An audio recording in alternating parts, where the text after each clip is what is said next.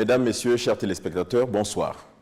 PPE, un sigle bien connu de ceux qui évoluent dans le monde de la finance, mais qui, pourtant, est rarement apprécié de ceux qui sont définis comme tels. Qu'est-ce qu'une personnalité politiquement exposée? PPE. Tel est le sujet sur lequel il me plaît de vous entretenir aujourd'hui. Une personne politiquement exposée est une personne physique qui occupe une charge publique importante.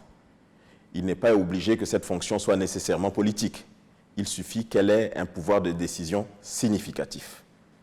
Pour certaines institutions, il s'agit d'une personne qui a la possibilité d'exercer une influence publique importante ou qui a accès à des ressources financières publiques. Un groupe financier international définit même clairement les PPE comme toute personne ayant la capacité de détourner des fonds publics, tout un programme. Vous l'aurez noté, une personne politiquement exposée est considérée avant tout, sur le plan international, comme exposée à des risques plus élevés de corruption et de blanchiment de capitaux. Les PPE sont à cet effet des personnes à haut risque qui font l'objet d'une obligation de vigilance renforcée de la part des institutions financières. Lors de leur relation avec cette catégorie de clients, la préoccupation majeure pour ces organismes financiers est ainsi de se prémunir contre les conséquences des risques de corruption, de favoritisme et de trafic d'influence pour lesquels les PPE sont des sujets particulièrement exposés. Qui est PPE? Même si des nuances peuvent exister d'un pays à un autre, on retrouve globalement dans cette catégorisation tous ceux qui exercent des fonctions exécutives, législatives, administratives et judiciaires, notamment les chefs d'État et de gouvernement, les membres du gouvernement, les ambassadeurs, les députés, les hauts responsables de l'armée et des forces de l'ordre, les magistrats.